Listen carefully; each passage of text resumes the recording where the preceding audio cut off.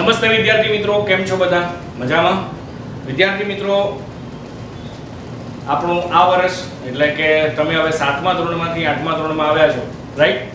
તો હવે આ વર્ષમાં જે આવનારા ચેપ્ટરો છે મેથ્સના એ થોડા તમને ડિફિકલ્ટ લાગશે, પણ એને સમજીને આપણે કરીશું તો ઈઝી પણ લાગશે, રાઈટ? વેકેશનનો અંત આવી ગયો અને આપણું હવે જે શૈક્ષણિક કાર્ય છે એ શરૂ થઈ ગયું છે. વિદ્યાર્થી મિત્રો, આજના આ સેશનમાં આપણે ધોરણ 8 ના ગણિત વિષયનો પહેલો ચેપ્ટર એટલે કે સમય સંખ્યાઓ, રાઈટ, જેને આપણે રેશનલ નંબર્સ કહીશું. વિદ્યાર્થી મિત્રો, આજના ચેપ્ટરમાં આપણે ઘણી બાબતો શીખીશું, રાઈટ, જેમ કે સમય સંખ્યાઓના ગુણધર્મો, રાઈટ,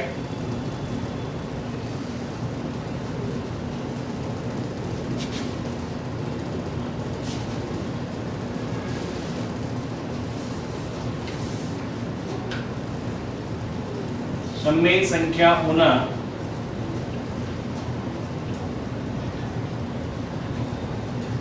ગુણધર્મો, રાઈટ.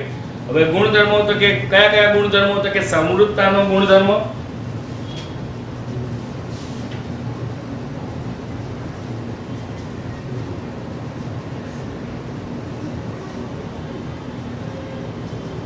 સમૃદ્ધતાનો ગુણધર્મ. ત્યારબાદ વિદ્યાર્થી મિત્રો આપણે ક્રમનો ગુણધર્મ, દરેક વિશે આપણે ડિટેલમાં બાદમાં ભણીશું, પણ કયા ગુણધર્મો આપણે ભણવાના છે આ ચેપ્ટરમાં પહેલા આપણે તેની માહિતી મેળવી લઈએ. તો કે ક્રમનો ગુણધર્મ,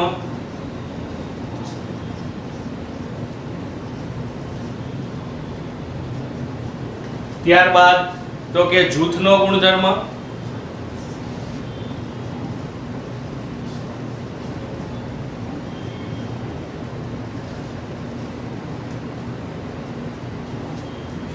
જૂથના ગુણધર્મ. પછી શૂન્ય સમય. શૂન્ય સમય એ સરવાળા માટે તટસ્થ સંખ્યાનું શું ધરાવે છે? અસ્તિત્વ.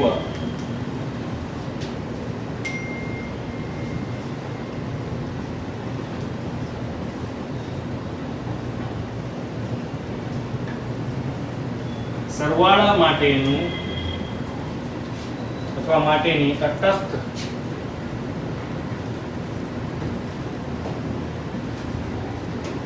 સંખ્યાનું અસ્તિત્વ ધરાવે.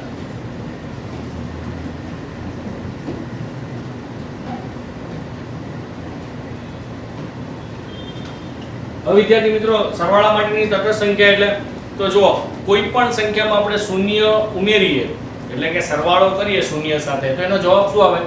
એનો એ જ આવે. દાખલા તરીકે આપણે અહીંયા કરીએ 2 + 0 તો જવાબ આપણને 2 જ મળે. 45 + 0 તો જવાબ આપણને 45 મળે. એટલે જ્યાં શૂન્ય છે એ સરવાળા માટેની તટસ્થ સંખ્યાનું અસ્તિત્વ ધરાવે છે, રાઈટ? ત્યારબાદ વિદ્યાર્થી મિત્રો એક ગુણાકાર માટેનું તટસ્થ સંખ્યાનું અસ્તિત્વ ધરાવે છે. એક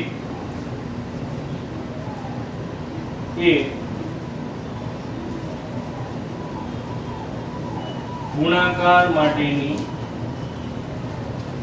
તટસ્થ સંખ્યાનું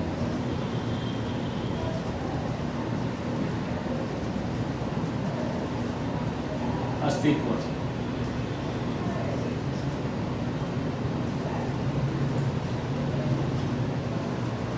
ધરાવે છે, રાઈટ? તો વિદ્યાર્થી મિત્રો, અહીંયા આપણે જોઈએ કે ગુણાકાર માટે તટસ્થ સંખ્યા એટલે એકને શા માટે કહી શકાય? તો કે કોઈ પણ સંખ્યાનો ગુણાકાર એક સાથે કરવામાં આવે તો તેનો જવાબ આપણને શું મળે? તે જ સંખ્યા મળે છે, જેના કારણે આપણે એકને શું કહી શકીએ? ગુણાકાર માટેની તટસ્થ સંખ્યા. દાખલા તરીકે આપણે કહીએ કે 2 × 1 તો એનો જવાબ આપણને શું મળે? 2 જ મળે, રાઈટ? 2 × 1 કરીએ તો જવાબ 2 જ મળે. એવી રીતે તમે કોઈ પણ સંખ્યા લો, આપણે 41 લઈએ × 1 એનો જવાબ આપણને 41 જ મળે. એટલે કે 41 નો ગુણાકાર પણ આપણે એક સાથે કરીએ તો 41 જ આવે. 200 નો ગુણાકાર આપણે એક સાથે કરીએ તો 200 જ આવે. કોઈ પણ સંખ્યાનો ગુણાકાર એક સાથે કરો તો જવાબ તે જ સંખ્યા આવે, જેના કારણે આપણે કહી શકીએ કે એક ગુણાકાર માટેની તટસ્થ સંખ્યાનું અસ્તિત્વ ધરાવે છે, રાઈટ? તો આપણે એ પણ ભણીશું. ત્યારબાદ વ્યસ્ત સંખ્યાનું અસ્તિત્વ,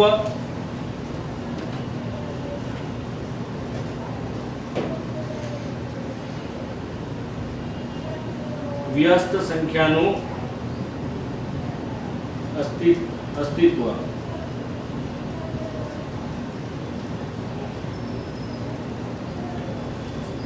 રાઈટ, વ્યસ્ત સંખ્યા. ઓકે, દાખલા તરીકે 4 આપી છે, 4, તો 4 નો વ્યસ્ત શું થાય તો કે 1/4. બરાબર.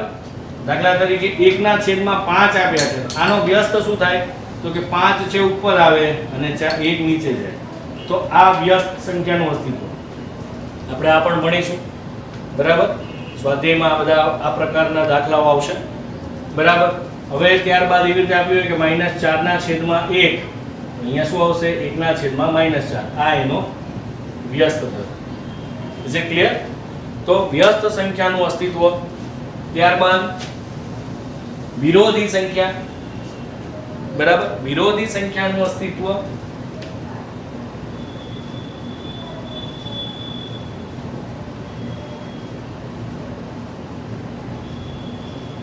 વિરોધી સંખ્યાનું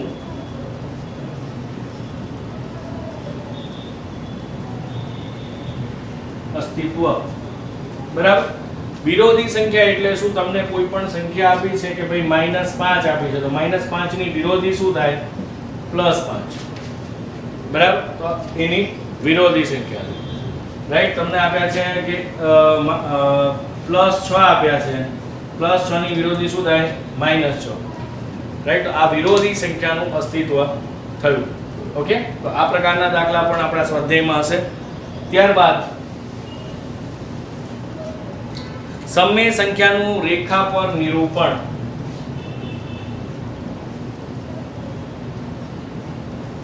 સમય સંખ્યાનું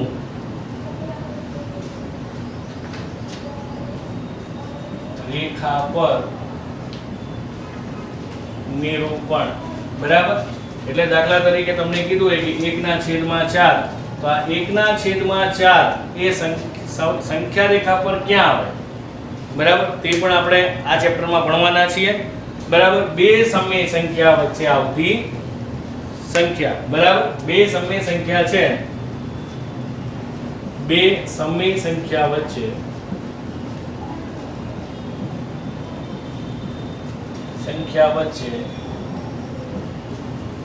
આવતી સંખ્યા. બરાબર. કે બે સમય સંખ્યાઓ હોય એની વચ્ચે કઈ કઈ સંખ્યાઓ આવે? દાખલા તરીકે તમને કીધું હોય કે 2/3 અને -3/5 આ બંને સંખ્યાઓ વચ્ચે આવતી સમય સંખ્યાઓ લખો. બરાબર છે. તો આ દાખલો આપણે ગણીને એને એ બંને સંખ્યાઓ વચ્ચે આવતી સંખ્યાઓ શોધવાની થશે. બરાબર. તો એ આપણે આગળ ઉદાહરણમાં ભણીશું. રાઈટ. અત્યારે જે મેઇન ટોપિક છે એ જોઈએ. જ્યારે આ દાખલા ગણીશું ત્યારે તમને ફરીથી આ રિકોલ કરાવીશ કે સમય સંખ્યાઓ કઈ રીતે આપણે શોધવાની છે.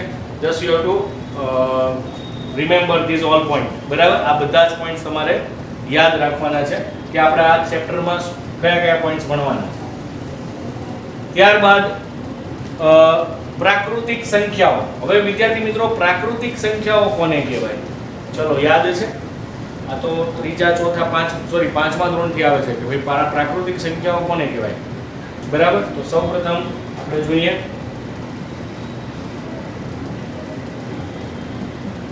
પ્રાકૃતિક સંખ્યા. પ્રાકૃતિક સંખ્યાને ઇંગ્લિશમાં શું કહીશું તો કે નેચરલ નંબર.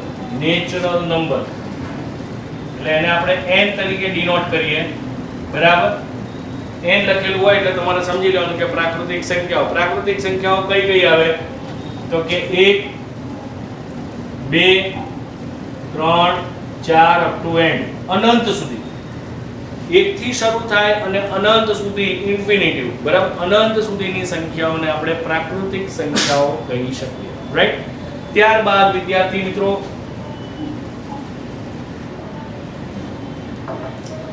હોલ નંબર એટલે કે પૂર્ણ સંખ્યા.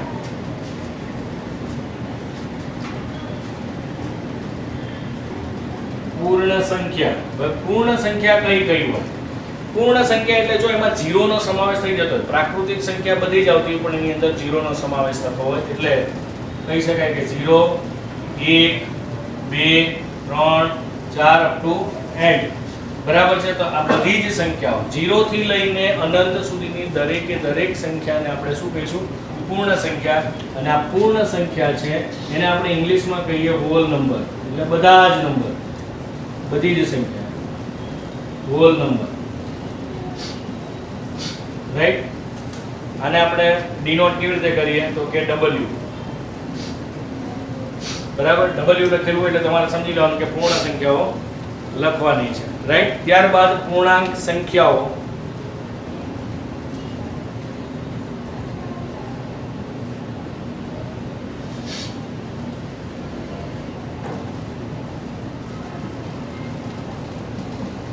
પૂર્ણાંક સંખ્યાઓ કઈ હોય તો કે માઈનસ થી લઈને પ્લસ સુધીની. બરાબર. દાખલા તરીકે -3 -2 -1 0 1 2 3. બરાબર. આ બધી માઈનસ બાજુ પણ અનંત અને પ્લસ બાજુ પણ અનંત.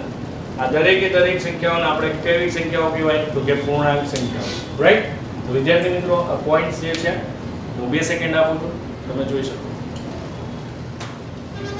તો વિદ્યાર્થી મિત્રો મહત્વના પોઈન્ટ્સ ફરી એકવાર તો કે સમય સંખ્યાઓના ગુણધર્મો, જેમાં સવૃત્તાનો ગુણધર્મ, ક્રમનો ગુણધર્મ, જૂથનો ગુણધર્મ, શૂન્ય સમય સરવાળા માટેની તટસ્થ સંખ્યાનું અસ્તિત્વ ધરાવે છે.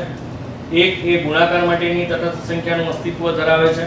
વ્યસ્ત સંખ્યાનું અસ્તિત્વ મેં તમને સમજાવ્યું એ મુજબ. વિરોધી સંખ્યાનું અસ્તિત્વ. બરાબર. ત્યારબાદ સમય સંખ્યાનું રેખા પર નિરૂપણ કેવી રીતે કરવું એ. બે સમય સંખ્યા વચ્ચે આવતી સંખ્યાઓ. પ્રાકૃતિક સંખ્યાઓ જેને આપણે નેચરલ એટલે કે n નંબર તરીકે આપણે ડિનોટ કરીશું. પૂર્ણ સંખ્યાઓ જે છે જેમાં 0 ઇન્વોલ્વ થાય છે અને 0 થી અનંત સુધીની દરેક સંખ્યાઓ જેને હોલ નંબર કહેવાય W. પૂર્ણાંક સંખ્યાઓ તો કે ધન પૂર્ણાંક અને ઋણ પૂર્ણાંક બધી જ સંખ્યાઓ જેમાં સમાવેશ થતો હોય અને આને આપણે q તરીકે ડિનોટ કરીએ. બરાબર છે. પૂર્ણાંક સંખ્યાઓ છે એ કઈ રીતે થાય તો કે q તરીકે, જેને આપણે શું કહીએ છીએ તો કે રેશનલ નંબર. બરાબર છે. Rational number. તો વિદ્યાર્થી મિત્રો સમય સંખ્યાઓને આપણે રેશનલ નંબર કહીએ છીએ અને સમય સંખ્યાઓને દર્શાવવા માટે q તરીકે આપણે એને ડિનોટ કરતા હોઈએ છીએ. હવે વિદ્યાર્થી મિત્રો આગળ આપણે જોઈશું તો કે સવૃત્તાનો ગુણધર્મ. તો કે સવૃત્તાનો ગુણધર્મ જેમાં તો કે સરવાળાની ક્રિયા માટે શું હોય છે તો કે પૂર્ણ સંખ્યાઓ સવૃત હોય છે. સરવાળાનું કોઈ પણ ક્રિયા આપણે કરવાની હોય, કોઈ પણ દાખલો, ત્યારે સવૃત્તાના ગુણધર્મમાં તે સંવૃત હોય છે. બરાબર છે. બાદબાકીની ક્રિયા માટે પૂર્ણ સંખ્યાઓ જે હોય છે. બરાબર છે.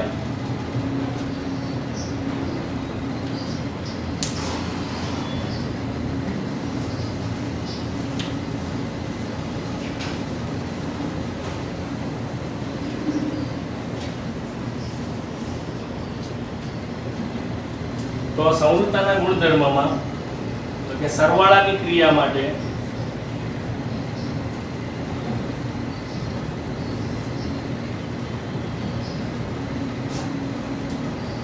પૂર્ણ સંખ્યાઓ કેવી હોય છે?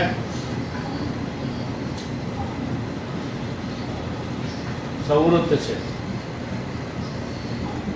રાઈટ. બાદબાકીની ક્રિયા માટે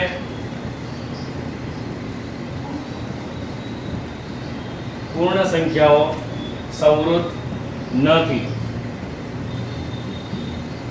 રાઈટ. ત્યારબાદ ગુણાકારની ક્રિયા માટે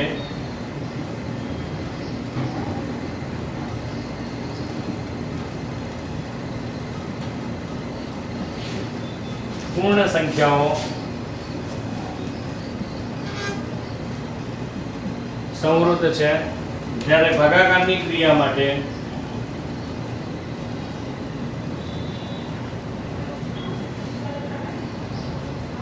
પૂર્ણ સંખ્યાઓ સંવૃત્ત નથી. રાઈટ. આ સંવૃત્તાના ગુણધર્મો પૂર્ણ સંખ્યાઓ માટે. શેના માટે? કે પૂર્ણ સંખ્યાઓ.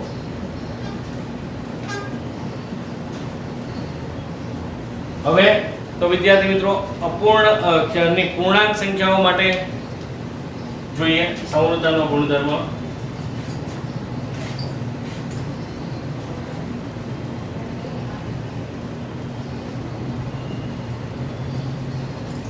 પૂર્ણાંક સંખ્યાઓ માટે જો કે સરવાળાની ક્રિયા, બાદબાકીની ક્રિયા અને ગુણાકારની ક્રિયાઓ માટે બરાબર. પૂર્ણાંક સંખ્યાઓ છે એ કેવી હોય છે? તો કે સંવૃત હોય છે.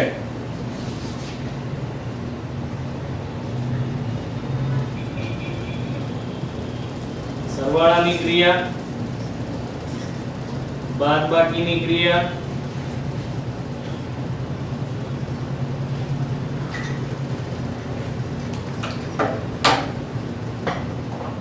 અને ગુણાકારની ક્રિયા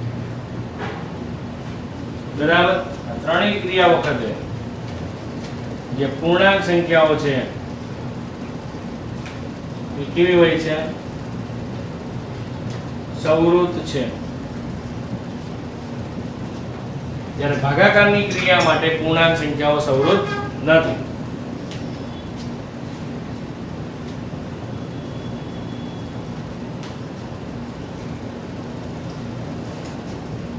ભાગાકારની ક્રિયા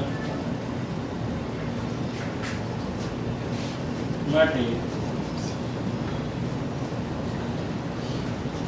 પૂર્ણાંક સંખ્યાઓ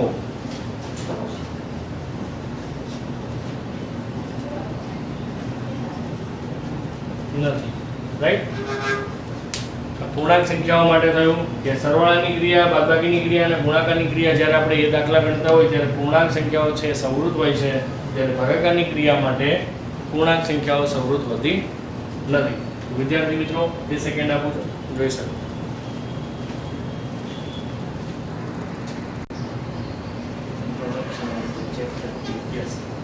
વિદ્યાર્થી મિત્રો હવે સમય સંખ્યાઓ એટલે તમને ખ્યાલ આવી જ ગયો છે કે સમય સંખ્યાઓ એટલે શું? તો કે જે સંખ્યાઓને p/q સ્વરૂપમાં બરાબર છે, જે સંખ્યાઓને p/q સ્વરૂપમાં લખી શકાય તેને આપણે શું કહીએ છીએ? સમય સંખ્યાઓ કહીએ છીએ. રાઈટ.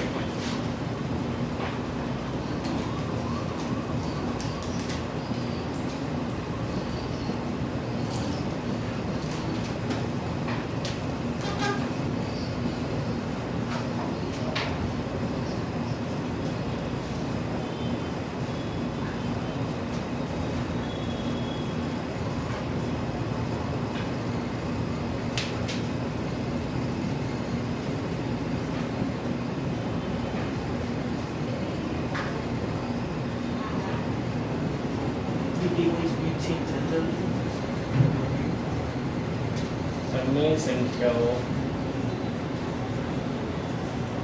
કહે છે બરાબર. સમય સંખ્યા એટલે શું? તો કે જે સંખ્યાઓને p/q સ્વરૂપમાં લખી શકાય. દાખલા તરીકે આપણે જોઈએ કે 3/7 -6/5 બરાબર. આ રીતે આપણે આ ફોર્મમાં લખી શકીએ તે સંખ્યાઓને આપણે શું કહેવાય? સમય સંખ્યાઓ. જ્યાં 3 છે એને p કહીશું, 7 છે એને q કહીશું બરાબર. તો -6/5 એટલે p/q સ્વરૂપ કહેવાય.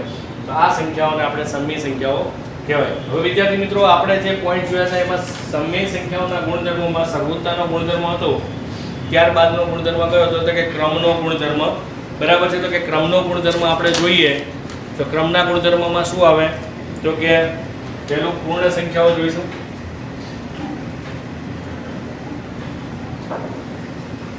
ક્રમનો ગુણધર્મ. રાઈટ.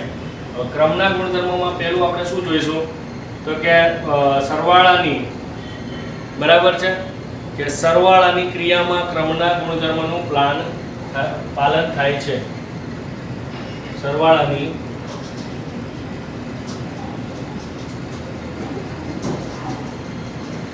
ક્રિયામાં ક્રમના